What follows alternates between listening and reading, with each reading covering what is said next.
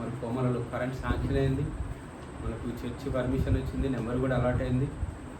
అలాగే మరి ఈరోజు ఒక 4 ఫ్యాన్లతో ఈరోజు ఒక మంచి వాతావరణం కోమలలో ఏర్పడింది. ఈరోజు జరిగిన అద్భుతం ఏంటంటే పొద్దుటి నుండి మధ్యాహ్నం వరకు మండుటెండల్లో ఉన్నాం. ఈరోజు ఉదయం నుండి మధ్యాహ్నం వరకు మండుటెండల్లో ఉన్నాం. అగ్నిగుండాలా ఉంది చుట్టూ చూస్తే. కానీ దేవుని కృపను బట్టి ప్రసంగం స్టార్ట్ అయినాక 10 నిమిషాలకు ఉన్నట్టుండి వర్షం స్టార్ట్ అయిపోయింది. వర్ష బీభత్సంతో ప్రసంగం ఆపి మళ్ళీ 10 నిమిషాలు అంతా కూల్ అయిపోయిన తర్వాత మళ్ళీ మాట్లాడడం జరిగింది. దేవుడు చేసిన అద్భుతం అంటాను. దేవునికి మహిమ కలుగును కాక, దేవునికి స్తోత్రం. కాబట్టి ఈరోజు అద్భుత రీతిలో మరి అనేకులను దేవుడు నడిపించినందుకు కృతజ్ఞతలు. ముఖ్యంగా ఈ కుటుంబం మమ్మల్కి వచ్చినందుకు ప్రత్యేక అభినందనలు తెలియపరుస్తూ మరొక మంచి అంశాన్ని ఈరోజు కొద్ది నిమిషములు మనం మాట్లాడుకుందాం. దేవుడు ఇచ్చినటువంటి మంచి వాక్యాన్ని నేర్చుకోవడానికి ముందు ప్రకటనలు ఈ నెల 6వ తారీఖు నుండి 10వ తారీఖు వరకు ఖమ్మంలో సెమినార్స్ ఉన్న చిన్నపిల్లలే. తప్పకుండా పేరెంట్స్ అందరూ చిన్నపిల్లలను పంపించండి. ప్రతి ఒక్కరు పేరెంట్స్ను ఏజ్ లిమిట్ కూడా చెప్పారు కదా, 15 years, below 15 years, up to 15 years. కాబట్టి 15 సంవత్సరాల వరకు ఉన్నటువంటి పిల్లలు తప్పకుండా పేరెంట్స్ పంపించండి. ఈ విషయం గమనించవలసింది మనం చేస్తున్నాను. అలాగే ఈరోజు ఒక మంచి విషయాన్ని బైబిల్లో నుండి ఆలోచించేద్దామండి. క్రైస్తవులకు ఉండవలసినటువంటి ఒక మంచి సుగుణం అంశం పేరు ఓర్పు నేర్పే పాఠం. ఈరోజు మనం నేర్చుకోబోతున్నటువంటి పాఠం పేరు ఓర్పు నేర్పు పాఠం. ఓర్పు అనే ఈ పదాన్ని మనం ఒకసారి ఆలోచించుకుంటే ఎంతో ఓపిక, సహనము, భరించటం, ఇలాంటి అర్థాలను ఇచ్చేటువంటి పదం అండి. మరి ఓర్పు అనేది క్రైస్తవులకు తప్పకుండా ఉండవలసినటువంటి ఒక సుగుణం. ఇలాంటి ఓర్పు ఉంటే మనకు ఎలాంటి లాభాలు వస్తాయి, ఓర్పు ఉంటే మనకు కలిగేటువంటి ఉపయోగాలు ఏంటి, ఓర్పు కలిగి ఉండి దేవుని ఎలా మహింపరచాలనే విషయాన్ని మనం ఈరోజు బైబిల్లో నుండి ఆలోచన చేద్దాం. ముఖ్యంగా ఒకప్పుడు మనుషుల గుణాలలో ఓపిక ఉంది, సహనం ఉంది, సమాధానం ఉంది, దీర్ఘశాంతం చూడగలుగుతున్నాం. కానీ ఇప్పుడున్నటువంటి జనరేషన్లో ఎవరిని కదిలించినా కూడా, ఎవరిని ముట్టుకున్నా కూడా ఏముంటుందంటే కోపం, అసూయ, ద్వేషం, పగ కొట్టొచ్చినట్టు కనపడతాయి. ఎవరినైనా ఒక్కసారి మనం ఆలోచిస్తే, ముఖ్యంగా టీనేజ్లో ఉన్నటువంటి వాళ్ళని మనం కదిలించామనుకోండి, వాళ్ళతో మాట్లాడలేం. ఏ చిన్న విషయానికైనా వాళ్ళు అసహనాన్ని ప్రదర్శిస్తారు. వాళ్ళు ఓపిక కానీ ఓర్పు కానీ సహజంగా కనపడదు. ఓర్పు ఉంటుందండి. ఈరోజు పిల్లలలో, మంచి టీనేజ్లో ఉన్నటువంటి పిల్లలలో అస్సలు ఓర్పు ఉండనే ఉండదండి. దురుసుతనం అనేది మనం చూడగలుగుతున్నాం ఈ రోజులలో. కాబట్టి ఓర్పుకు సంబంధించినటువంటి విషయాలు మనం బైబిల్లో ఆలోచిస్తే ఓర్పు వల్ల జరిగే ఉపయోగాలు ఏంటి, ఓర్పు వల్ల కలిగే ప్రయోజనాలు ఏంటి, ఓర్పు అనేది మన జీవితానికి ఎలా ఒక అందమైన ఆభరణం అనేది ఈరోజు మనం బైబిల్లో నుండి ఆలోచన చేద్దాం. ముందుగా ప్రసంగి గ్రంథం 10వ అధ్యాయం 4వ వచనం చదువుకుందామండి. ప్రసంగి గ్రంథం 10వ అధ్యాయం 4వ వచనం చదువుకుందాం. ఇక్కడ ఓర్పు వల్ల జరిగేటువంటి ఉపయోగాలేంటో దేవుడు రాయించాడు. ముందుగా చూద్దామా, ప్రసంగి గ్రంథం 10వ అధ్యాయం 4వ వచనం చూద్దాం. ఏమని రాయబడిందో చూద్దామా. ఏలువాడు నీ మీద కోపపడిన ఎడల నీ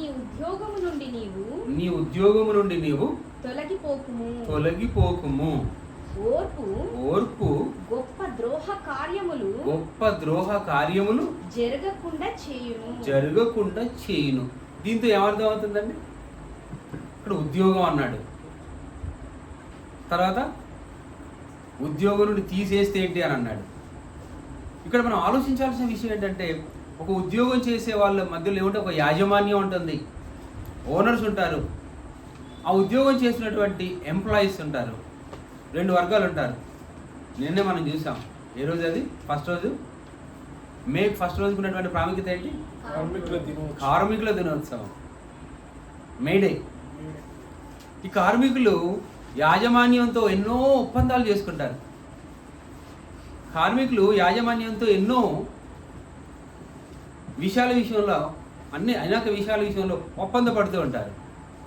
వాళ్ళకి రావాల్సినటువంటి బోనస్ విషయంలో కానివ్వండి, వాళ్ళకి రావాల్సినటువంటి జీతభత్యాల విషయంలో కానివ్వండి, ఫైట్ చేసి సాధించుకుంటారు. అందుకే కార్మికుల ఐక్యత వర్ధిల్లాలి అని అంటారు చూడండి. అంటే అందరూ ఐక్యతగా ఉండాలి. అందుకే వాళ్ళకు చేసినటువంటి పనికి తగినటువంటి వేతనం లభించాలి అని పోరాడుతూ ఉంటారండి. ఆ కార్మిక లోకం అంతా కూడా మే 1 రోజు వాళ్ళ దినంగా, కార్మికుల దినోత్సవంగా ప్రపంచం అంతా కూడా జరుపుకుంటున్నారు. ఇక్కడ మనం ఆలోచించాల్సిన విషయం ఏంటంటే, ఉద్యోగంలో నుండి ఒకవేళ యజమాని తీసేస్తే, మీ ఓనర్ ఎవరైతే పనిచేస్తున్నారో అతను ఉద్యోగంలో నుండి తీసేశారనుకోండి, ఏం చేయాలి అప్పుడు? నువ్వే ఉన్నావా, నీలాంటి వాళ్ళు నేను మస్తు మంది చూస్తానని అనకూడదు. నీ దగ్గరే ఉందా ఉద్యోగం, ప్రపంచంలో బోల్డ్ ఉద్యోగాలు ఉన్నాయి అని అలాంటి మాటలు మాట్లాడకూడదు అని ఎవరు చెప్తున్నారు? బైబిల్లో ఉన్నటువంటి మంచి మాట అండి. దీనివల్ల ఎన్ని ఉపయోగాలు ఉన్నాయో చూడండి. మరొకసారి చదువుకున్నాం. ప్రసంగి గ్రంథం 10వ అధ్యాయం 4వ వచనంలో ఏమంటున్నాడు చూడండి. ఏలువాడు అంటే మీ యజమాని. ఒక ఫ్యాక్టరీ ఉన్నాడు అనుకోండి, ఫ్యాక్టరీ ఓనర్. ఆ ఫ్యాక్టరీలో పనిచేసే లేబర్ ఉన్నాడు అనుకోండి, ఆ లేబర్ని ఏదో చిన్న పొరపాటు జరగడం, లేదా ఆ యజమాని ఆ చేస్తున్నటువంటి ఉద్యోగి ప్రవర్తన విషయంలో ఎక్కడైనా నొచ్చుకోవడం వలనో, బాధపడడం వలనో ఉద్యోగం నుండి తీసేశాడు అనుకోండి, వెంటనే ఆ ఉద్యోగి ఏం చేయాలి? ఆ ఉద్యోగం నుండి నేను వెళ్ళిపోతాను అని రైషంతో చాలామంది వెళ్ళిపోతారు. తద్వారా ఎన్నో ఇబ్బందులు పడతారండి. ఒక ఎంప్లాయ్, ఒక ఉద్యోగస్తుడు ఆ ఉద్యోగం మానేశాడు అనుకోండి, ఎన్ని సమస్యలు ఎదుర్కోవాలి? భార్య నుండి ఎదుర్కోవాలి, పిల్లల నుండి ఎదుర్కోవాలి, తన సొంత అవసరాలు తీర్చుకోవడానికి కష్టం ఉంటుందండి. కాబట్టి ఇక్కడేమో యజమాని ఉంది బిల్డప్ చూపిస్తాడు. నువ్వు కాకపోతే నాకు చాలామంది యజమానులు ఉంటారు, నీ ఉద్యోగం కాకపోతే నాకు చాలా ఉద్యోగాలు ఉంటాయి అనుకున్నాడు. అసలు యాక్చువల్గా నా ఉద్యోగం చాలా గొప్ప ఉద్యోగం చేసేవాడిన వాళ్ళని, కానీ ఇక్కడ ఏదో పడుండి నీ దగ్గర ఉద్యోగం చేస్తున్నాను అంటాడు. బిల్డప్ బాగా చెప్తాడు. కానీ ఇక్కడ నేను ఉద్యోగం వెళ్ళిపోయిన తర్వాత అసలు ఉద్యోగం తిరగక నిరుద్యోగిగా చాలా అవస్థలు పడతాడు. కాబట్టి దేవుడు ఒక చక్కటి సలహా ఇస్తున్నాడు, ఒక మంచి విషయాన్ని బోధిస్తున్నాడు. ఏమంటున్నాడు? మరొకసారి చెప్తున్నాం. ఏలువాడు నీ మీద కోపపడిన ఎడల నీ ఉద్యోగము నుండి నువ్వు తొలగిపోవద్దు. పోవన్నంత మాత్రం వెళ్ళిపోద్దండి. తర్వాత అంటాడండి, ఒకవేళ పోయిన తర్వాత ఏంది ఎందుకు పోయినావు అంటే పోవన్నంత మాత్రం వెళ్దావా? ఏదో ఆవేశం మీద అన్నాను, అర్థం చేసుకోలేవా? ఆయనతో మాత్రం ఓపుకుండకూడదా అని అంటారు. తర్వాత ఏదో కోపం వచ్చి అప్పుడు అన్నాడు. ఆ తర్వాత కోపం పోయిన తర్వాత అయ్యో ఒక మంచి ఉద్యోగస్తుని నేను ఎందుకు మిస్ చేసుకున్నానని తర్వాత బాధపడే యజమానులు కూడా ఉంటారు. ఆ విషయంలో బాధపడి వెంటనే ఉద్యోగానికి రాజీనామా చేయడం లేదా ఉద్యోగం వద్దని వెళ్ళిపోవడం వల్ల చాలా నష్టాలు జరుగుతూ ఉంటాయండి. అందువల్ల అలాంటి నష్టాలు జరగకుండా ఉండాలంటే దేవుడు ఒక మంచి ఉత్తమమైనటువంటి క్యారెక్టర్ని చెప్తున్నాడు, ఒక మంచి గుణాన్ని కలిగి ఉండాలని చెప్తున్నాడు. ఏంటి ఆ గుణం? ఓర్పు. ఏంటంటే ఆ గుణం? ఓర్పు. ఎందుకంటే ఆ ఓర్పు ఉండటం వల్ల ఎలాంటి ఉపయోగాలు జరుగుతాయి అంటున్నాడు? ఓర్పు గొప్ప ద్రోహ కార్యములు జరగకుండా చేస్తుందండి. ఓర్పు ఉంటే చాలు. ఓర్పు ఉండాలి. ఆ ఓర్పుతో కనుక మంచి సమాధానంతో ఆయన అలా దురుసుగా ప్రవర్తించిన, కోపం ప్రదర్శించిన, నిన్ను ఉద్యోగం గంట తీసేస్తున్నారు, గెట్ అవుట్ ఫ్రమ్ హియర్ అని ఒకవేళ ఆవేశంతో అన్నా కూడా ఓర్పు కలిగి ఏం చేయాలి? తన పని తను చేసుకుంటూ ఉండాలండి. తన ఉద్యోగం తాను చేసుకుంటూ ఉండాలి. కొద్ది రోజులు అయిన తర్వాత కాదు, కొన్ని గంటలు అయిన తర్వాత ఆ ఉద్యోగస్తుని పట్ల యజమాని ఏం ఆలోచిస్తాడో తెలుసా అండి? నేను పొరపాటు మాట్లాడానేమో, అసలు నేను తొందరపడ్డాను, మంచి ఉద్యోగస్తుడు, నమ్రత కలిగిన వాడు, ఓర్పు కలిగిన వాడు, అలాంటి ఓర్పు నాలోనే లేదేమో అని తన మనసులో అనుకుంటాడండి. పశ్చాత్తాపడతాడు, బాధపడతాడు. ఇంత మంచి ఎంప్లాయీ నేను పోగొట్టుకున్నానా, ఇంత మంచి ఉద్యోగస్తుని నేను పోగొట్టుకున్నానా అని తనకు తాను కుమిలిపోతాడు, తనకు తాను బాధపడతాడు. కాబట్టి ఇక్కడ ఏం ప్రదర్శించడం వల్ల యజమానులో కూడా మార్పు తీసుకురావచ్చు? ఓర్పు కలిగి ఉండటం వల్ల. ఓర్పును ప్రదర్శించాలి. అసహనాన్ని ప్రదర్శించకూడదు, కోపాన్ని ప్రదర్శించకూడదు, ఆవేశాన్ని ప్రదర్శించకూడదు, అనర్థాలకు దారితీస్తుంది. ఓర్పు అనేది ఉత్తమ ఆభరణం అండి. ప్రతి వ్యక్తిలో కూడా దేవుడు కోరుకుంటున్నది ఏంటో తెలుసా? ఓర్పు కలిగి ఉండాలి, సహనం కలిగి ఉండాలి, ఓర్చుకోవాలి. ఇది దేవుడు ప్రసంగి ద్వారా మనకు నేర్పిస్తున్న, లేదు మానవ కోటికి నేర్పిస్తున్నటువంటి ఒక ఉత్తమ గుణం. అలాగే మరొక మంచి వచనం చూసుకుందాం, మంచి మాట చూసుకుందాం అండి. లూకాసు వార్త 21వ అధ్యాయం 19వ వచనం. లూకాసు వార్త 21వ అధ్యాయం 19వ వచనంలో ఓర్పు అనే సుగుణం ఉండటం వల్ల, ఓర్పును మనం ప్రదర్శించడం వల్ల, ఓర్పును మన జీవితంలో కలిగి ఉండటం వల్ల జరిగే ప్రాముఖ్యమైనటువంటి ఉపయోగాన్ని గురించి దేవుడు చెప్తున్నాడండి. ఓర్పు కలిగి ఉంటే ఎంత ఉపయోగమో, ఓర్పు కలిగి ఉండటం వల్ల ఎన్ని మేలులు జరుగుతాయో అనే విషయాన్ని లూకాసు వార్తలో దేవుడు తెలియపరుస్తున్నాడు. 21వ అధ్యాయం 19వ వచనం చదువుకుందాం. మీరు మీ ఓర్పు చేత మీ ప్రాణములను దక్కించుకొందురు అని అంటున్నాడు. ఎంత గొప్ప మాట అండి. మన ప్రాణాలు దక్కించుకోవడానికి మనం ప్రదర్శించాల్సిన గుణం ఏంటి? ఓర్పు. మన ప్రాణాలను దక్కించుకోవడానికి మనం ప్రదర్శించాల్సిన గుణం ఏంటి? ఓర్పు కలిగి ఉండాలటండి. ఓర్పు. బైబిల్లో కొంతమంది వనితలు ఉన్నారు, వాళ్ళలో ఓర్పు కలిగిన వాళ్ళు కొంతమంది ఉన్నారండి. అందులో ఒకరిద్దరి పేర్లు చెప్పగలుగుతారు? మంచి ఓర్పు కలిగి ఉంది ఆమెకి, వెరీ గుడ్. మంచి సహనం కలిగి ఉంది ఆమెకి, వెరీ వెరీ గుడ్. రూతు మంచి అమ్మాయి అండి, మంచి గృహిణి, మంచి యవనస్తురాలు. చరిత్ర అంతా మీకు తెలుసు. ఆమె భర్త ఏమయ్యాడు? చనిపోయాడు. భర్త చనిపోయిన తర్వాత సహజంగా ఏం కోరుకుంటారంటే తల్లివారి ఇంట్లో ఉండాలనుకుంటారు. రెండో విషయం, మరో పెళ్ళి చేసుకోవాలనుకుంటారు. కానీ యవన స్థితిలో ఉన్నటువంటి రూతు మరో పెళ్ళి కోరుకోలేదు, తల్లిగారి ఇంట్లో ఉండటానికి ఇష్టపడలేదు, మోయాబు దేశంలో ఉండటానికి ఇష్టపడలేదు, అలాగే మరో పెళ్లి చేసుకోవడానికి కూడా అప్పటికి ఇష్టపడలేదు. కానీ ఓర్పు కలిగి వృద్ధాప్యంలో ఉన్న తన అత్తతో ఉండటానికి ఇష్టపడిందండి. విచిత్రమైన విలక్షణమైన గుణం కాదు? ప్రపంచంలో ఎలాంటి వాళ్ళు ఉంటారండి? ఒక వృద్ధాప్యంలో ఉన్నటువంటి అత్తతో జీవనం కొనసాగించడానికి ఇష్టపడే ఆడవాళ్ళు ఉంటారా? ఆ వయసులో కోరుకునే కోరికలు ఏంటి? భర్త కలగాలి, నాకు భర్త ఉండాలి, రెండో పెళ్లి చేసుకుంటాను, మరో పెళ్లి చేసుకుంటాను, కాదుకూడదు అనుకుంటే మా అమ్మనాన్నతో ఉంటాను, మా తోబుట్టులతో ఉంటాను, మా దేశంలో ఉంటాను. పరాయి దేశం నుండి వచ్చింది ఆమె, బెత్లెహేం గ్రామం నుండి వచ్చింది ఆమె, మోయాబు దేశానికి వచ్చింది ఆమె, కరువు ప్రాంతంలో వచ్చింది ఆమె, ప్రాణం రక్షించుకోవడానికి వచ్చింది ఆమె. అలాంటి ఆమెను అత్తగా కలిగి ఉన్నటువంటి కోడలుగా ఉన్న రూతు ఎంత గుణవతి అండి. నేను నా అత్తగారితోటే జీవితం కొనసాగిస్తాను, అది ధర్మం. వివాహ వ్యవస్థ ద్వారా నాకు దేవుడు పెట్టిన పవిత్ర బంధం, మా అత్తమ్మని నేను నా తల్లిగా భావిస్తానని చెప్పిందండి. ఎంత ఓర్పు కలిగిందండి ఆమెకు, ఎంత సహనం కలిగిందండి ఆమెకి. దానివల్ల ఎన్నో ద్రోహాలు జరగవలసినటువంటి పరిస్థితులలో ఆ ద్రోహం అంతా కూడా మాన్పివేయబడింది. ద్రోహం కాదు, ఆమె జీవితంలో ఓర్పును ప్రదర్శించడం వల్ల ఒక గొప్ప వనితగా మారిపోయింది, ఒక మంచి గృహిణిగా మారిపోయింది, ఒక ఉన్నింటి కుటుంబంలో భార్యగా మారిపోయింది, ఒక మంచి కుటుంబానికి వెన్నుముకగా మారిపోయింది. అంతేకాదు, యేసు ప్రభు రావటానికి ఏ వంశమైతే కారణం ఉందో ఆ వంశానికి కారణభూతురాలైందండి. ఎవరామె? రూతు. గల కారణం ఆమె ప్రదర్శించిన ఓర్పు అనే గుణం. ఎంత గొప్ప గుణం అండి. ఒకవేళ తనతో పాటు తోడుకోడల వల్లే తన ఇంట్లోకి వెళ్ళిపోయింది అనుకోండి, తన పుట్టింటికి వెళ్ళిపోయిందండి. ఆ తోడుకోడలు చరిత్ర చదువుకుంటున్నామా మనం? ఆ తోడుకోడల గురించి మళ్ళీ ఎక్కడైనా ప్రస్తావించబడిందా? నో. కానీ ఈమె గురించి ఎంతగా రాశారండి, ఎన్ని అధ్యాయాలు రాశారు, ఎన్ని గొప్ప చరిత్ర రాయబడింది. ఒక మంచి భర్త, ధనికుడైనటువంటి భర్త దొరకటం, ఒక మంచి కుమారుడు దొరకటం, అక్కడి నుండి యేసుక్రీస్తు వంశంకి సంబంధించినటువంటి చేర్చబడటం, లింక్ దొరకటం అనేది మనం చూడగలుగుతున్నాం. దేనివల్ల సాధ్యమైంది? అది ఓర్పు. కాబట్టి ఓర్పు వల్ల ఆమె జీవితంలో కలిగింది మార్పు. ఓర్పు వల్ల ఆమె జీవితం మారిపోయింది.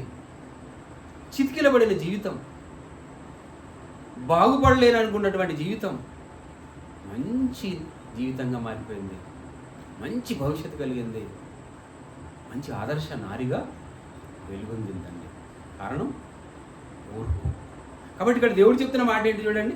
మరొకసారి లూకాసు వార్త 21వ అధ్యాయం 19వ వచనం. లూకాసు వార్త 21వ అధ్యాయం 19వ వచనంలో ఓర్పు వల్ల జరిగే మీరు మీ ఓర్పు చేత మీ ప్రాణములను దక్కించుకుంటారు. ఓర్పు ఉంటే చాలంటే మన ప్రాణాలు దక్కించబడతాయి. మనకు ఓర్పు ఉంటే చాలు ప్రాణాలు దక్కించబడతాయండి.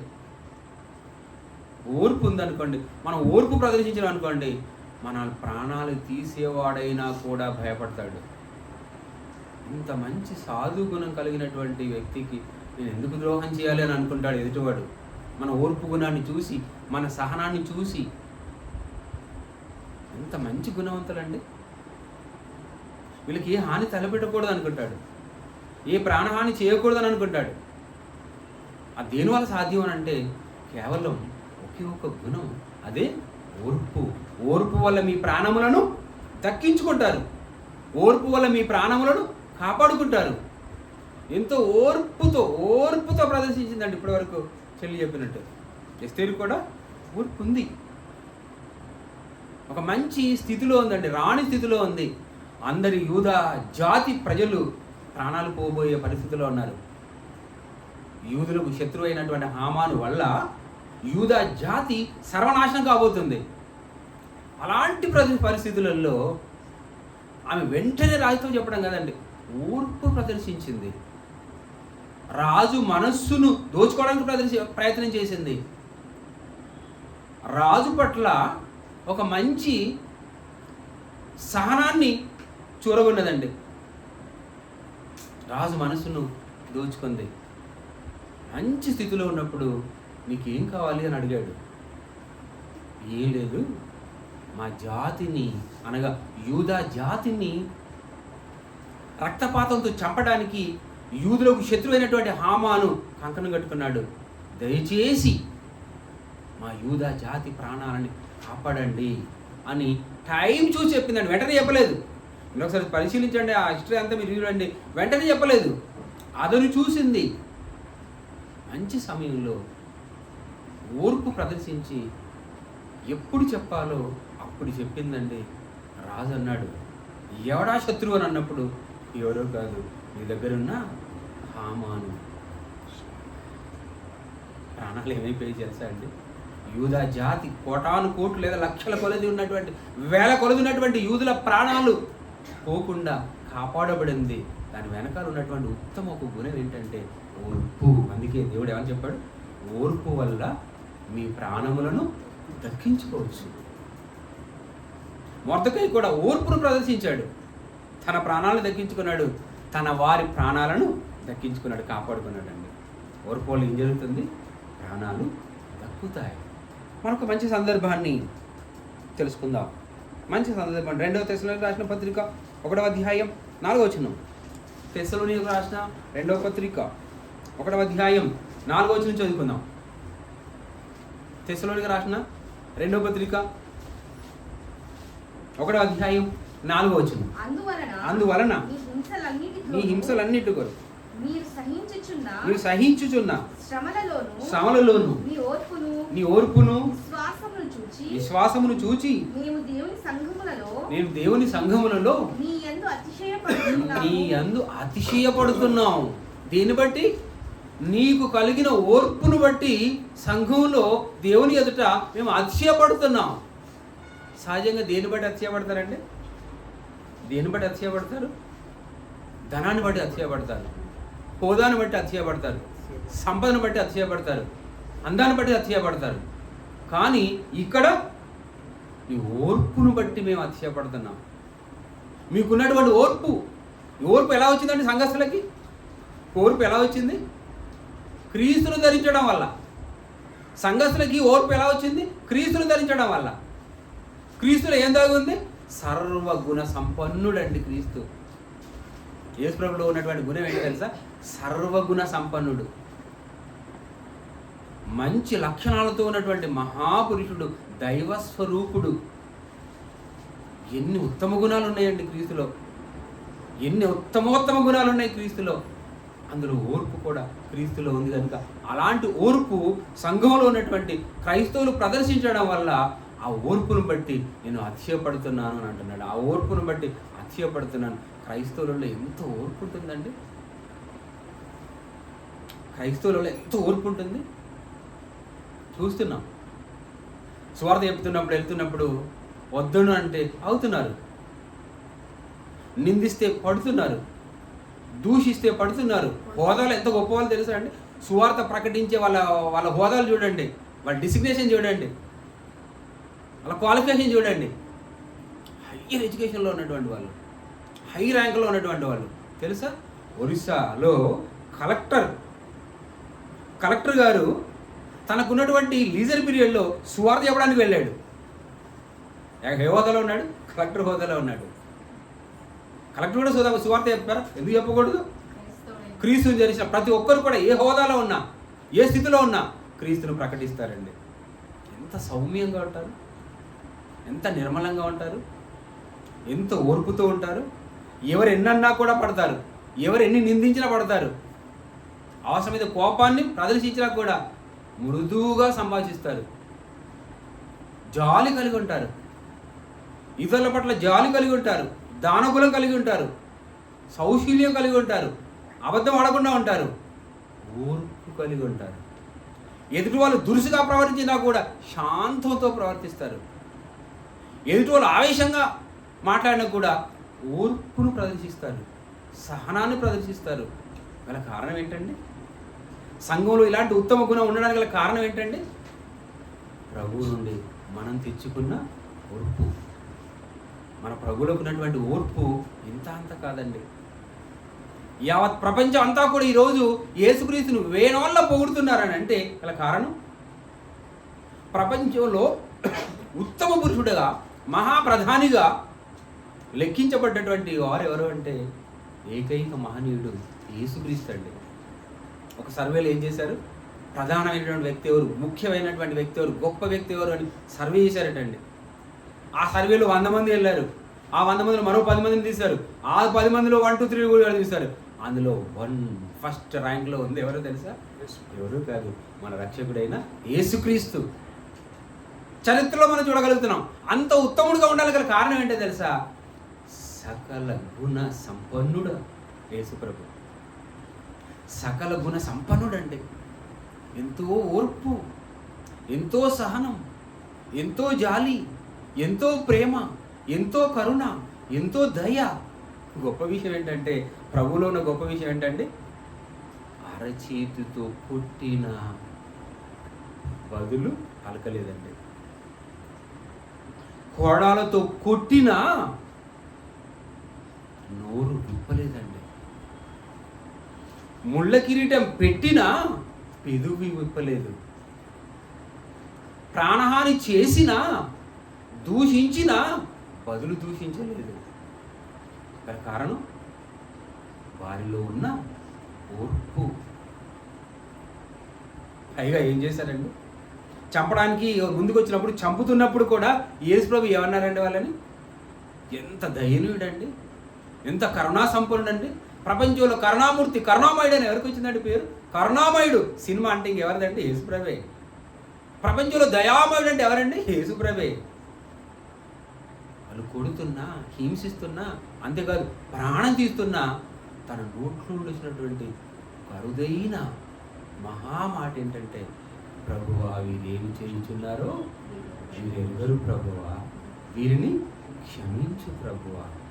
ఆహా, ప్రపంచంలో ఉత్తమమైనటువంటి మాట.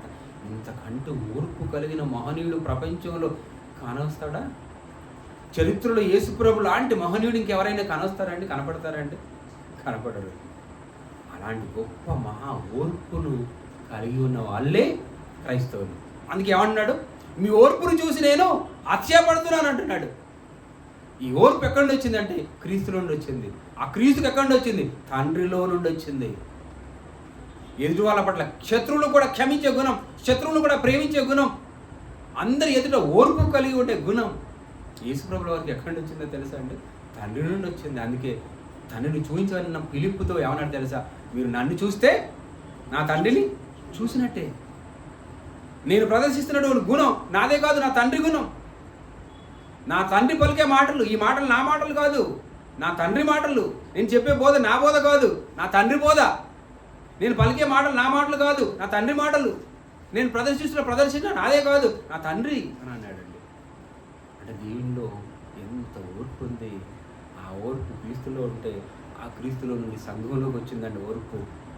మీ పట్ల ఉన్నటువంటి ఓర్పును చూసి నేను అతిశయపడుతున్నాను అన్నాడు. మొన్న ఈ మధ్యలో రిజల్ట్ వచ్చాయి కదా, ఏ రిజల్ట్? 10th క్లాస్ రిజల్ట్ వచ్చాయి కదా, 580, 575, 5 టాప్ మార్కులు వచ్చినాయండి. వాళ్ళు ఏమనుకుంటారు చెప్పండి? అతిశయపడతారా లేదా? School first, mandal top, district top, state top వచ్చింది అనుకోండి, వాళ్ళు అతిశయపడతారా లేదా? తల్లిదండ్రులు ఏమని చెప్తారు తెలుసా అండి?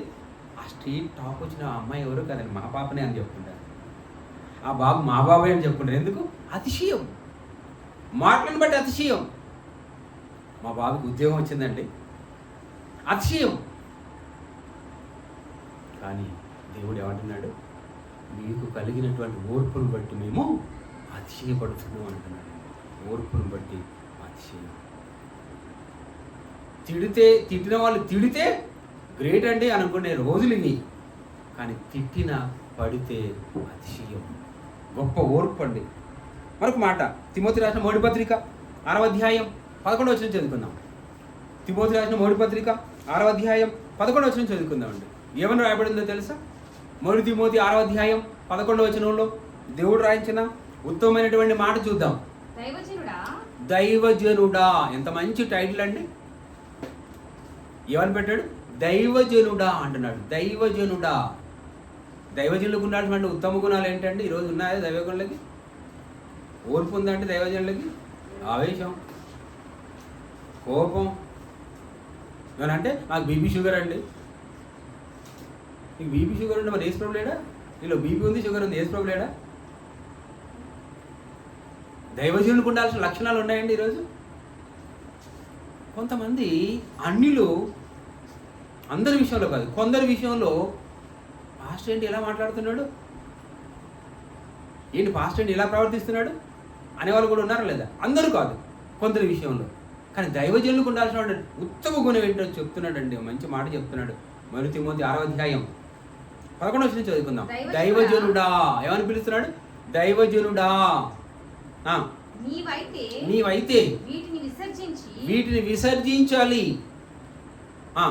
నీతిని, భక్తిని, విశ్వాసమును, ప్రేమను, ఓర్పును, సాత్వికమును సంపాదించాలండి. సంపాదనకు ఎగబడతారు చాలా మంది. ఏది సంపాదన? డబ్బులు సంపాదన. ఏ సంపాదన? ఆస్తుల సంపాదన. ఏ సంపాదన? ఐశ్వర్యం. సంపాదన, సంపాదన, సంపాదన. అసలు పుట్టిందే సంపాదన కొరకు అన్నట్టు చూస్తారు చాలామంది. ఆస్తి సంపాదించకపోతే నా జన్మ ఎందుకు అనుకుంటారండి. కానీ ఇక్కడ దైవజనుడు ఏం సంపాదించాలి? ఆస్తులు సంపాదించాలా? ఆత్మలు సంపాదించాలా? మన ఆస్తి ఏంటండి? మన గొప్పతనం ఏంటండి? ఆస్తిని బట్టి గొప్పతనమా? ఆత్మలను బట్టి. అందుకే దైవజనుడికి ఉండాల్సినటువంటి లక్షణాల గురించి ముందు కొన్ని మాటలు చెప్పారండి. అది విసర్జించి ఏం సంపాదించాలంటే మరొకసారి చెప్తున్నాడు. దైవజనుడా ఏం సంపాదించడానికి కష్టపడాలి? నీతిని, భక్తిని, విశ్వాసమును, ప్రేమను, ఓర్పును, సాత్వికమును సంపాదించుకొనుటకు ప్రయాసపడు. నువ్వు కష్టపడు. ఏం సంపాదించుకొనుటకు? అందులో ఒక మంచి గుణం ఒకటి ఉంది, అదే ఓర్పు. ఓర్పును మనం ఏం చేయాలంటే సంపాదించుకోవాలి. మనం ఓర్పును సంపాదించుకోవాలి, ఓర్పును ప్రదర్శించాలి, ఓర్పు కలిగి నడుచుకోవాలి, ఓర్పు కలిగి మాట్లాడాలి. అలాంటి ఓర్పు అనే ఉత్తమ గుణాన్ని మనం ఏం చేయాలి? జీవితంలో సంపాదించాలి. ఎక్కడి నుండి సంపాదించాలి? క్రీస్తు నుండి సంపాదించాలి. దేవుని నుండి మనం సంపాదించుకోవాలి. క్రీస్తు కలిగినటువంటి ఓర్పును మనం సంపాదించుకోవాలి. దైవజనుడా. ఈరోజు దైవజనులు సంపాదించుకుంటున్నారా? ఓకే, సంపాదించుకున్న వాళ్ళు ఉండొచ్చు. కానీ దేవుడు చెప్తున్న మాట ఏంటంటే దైవజనుడా. నువ్వు విసర్జించాల్సినటువంటి గుణాలు కొన్ని ఉన్నాయి, నువ్వు సంపాదించాల్సినటువంటి గుణాలు ఉన్నాయి. అందులో మరొక ఒక గుణం ఓర్పు. ఓర్పుని ఏం చేయాలంటే దైవజనుడు సంపాదించుకోవాలి. సంపాదించుకున్నట్టు ఓర్పుని ఏం చేయాలి? ప్రదర్శించాలి. అలా ప్రదర్శించడం వల్ల దేవునికి మహిమ, అలా ప్రదర్శించడం వల్ల గొప్పతనం, యేసు యొక్క గొప్పతనం ప్రజల్లోకి వెళ్తుంది. అంతేకాదు మనం కూడా గొప్ప వాళ్ళం అయిపోతామండి. ఓర్పు కలిగినటువంటి వ్యక్తి గొప్ప వాళ్ళు అయిపోతారు. కాబట్టి దైవజనులకు ఉండాల్సినటువంటి ఉత్తమ లక్షణంలో ఒకటి ఓర్పు కలిగి ఉండాలి. దైవజనుడా నువ్వు ఓర్పు కలిగి ఉండు అని అంటున్నాడు. ఓర్పు కలిగి ఉంటే నీలో వస్తుంది మార్పు. చాలామంది వచ్చే డైలాగ్ ఏంటో తెలుసా అండి? మీరు ఇన్నన్నా ఊరుకుంటున్నా నేను, మీరు ఇంత ప్రవర్తించిన ఊరుకున్నాను నేను, అసలు నేను ఇప్పుడు పౌలుగా ఉన్నాను, కానీ మీరు ఇలాగే చేస్తే నేను మళ్ళీ సౌలుని అవుతానంటారు చాలామంది. అంటే అర్థం ఏంటి? సౌలుగా ఉన్నప్పుడు ఏం చేశాడు? హింసకుడు, దూషకుడు, హంతకుడు, హానికరుడు. ఎన్ని ఉత్తమ లక్షణాలు ఉన్నాయండి. హింసకుడు, దూషకుడు, హానికరుడు.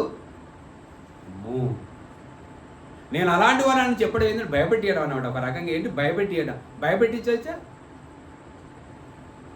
ఎవరు చెప్పుకుంటానండి? నేను ఒక్కసారి కనుక మళ్ళీ ఆలోచిస్తే నాకు కోపం రప్పియొద్దు, నా ఓపికను ప్రదర్శించొద్దు, నా అసహనాన్ని మీరు రెచ్చగొట్టొద్దు అని చెప్పుకుంటే ఏమని చెప్తారండి? నేను మళ్ళీ సౌలుని అయిపోతాను అంటే అర్థం ఏంటండి? మీ అందరూ చూస్తారని అర్థం. అంతే కదా డైలాగ్. మాట్లాడచ్చాలా? ఒకసారి మారిపోయిన తర్వాత మళ్ళీ కుక్క తన వాంతికి తీరినట్టు మళ్ళీ తిరిగి వచ్చి అలా వెళ్ళిపోవచ్చా? వెళ్ళిపోకూడదండి. యేసుక్రీస్తుని ఒక్కసారి మన హృదయంలోకి ఆస్వాదించిన తర్వాత, మన హృదయంలోకి ఆహ్వానించిన తర్వాత, ఒక్కసారి మన జీవితంలో మార్పుకు వచ్చిన తర్వాత మళ్ళీ ఇంకెప్పుడు వెనుకకు తిరగకూడదు. ఒక్కసారి నాగటి మీద చేయి వేసిన తర్వాత వెనుకకు చూడకూడదు, ముందే చూడాలి. ఎగ్జాంపుల్, లోతు భార్యని ఏమన్నాడు దేవుడు? ముందు చూడమన్నాడు తప్ప వెనుకకు చూడకూడదు అన్నాడు. అలాగే మన సేవా జీవితంలో లేదా దైవజనుడుగా ఉన్నప్పుడు మనం, ఒక క్రైస్తవులుగా ఉన్నటువంటి మనం ఎప్పుడు కూడా మారిన మనం మళ్ళీ మార్పులోకి వెళ్ళిపోకూడదు. లోకంలో నుండి వేరైన మనం మళ్ళీ ఎప్పుడు కూడా లోకంలో కలవడానికి ఇష్టపడకూడదు, తహతహలాడకూడదు. అందుకే దేవుడు చెప్తున్నాడు, దైవజనుడా నువ్వు ఓర్పును కలిగి ప్రదర్శించు అంటున్నాడు. చివరికి ఒక మాట చదువుకొని ముగించుకుందాం. ప్రకటన గ్రంథం 14వ అధ్యాయం 12వ వచనం. ప్రకటన గ్రంథం 14వ అధ్యాయం 12వ వచనం చదువుకుందామండి.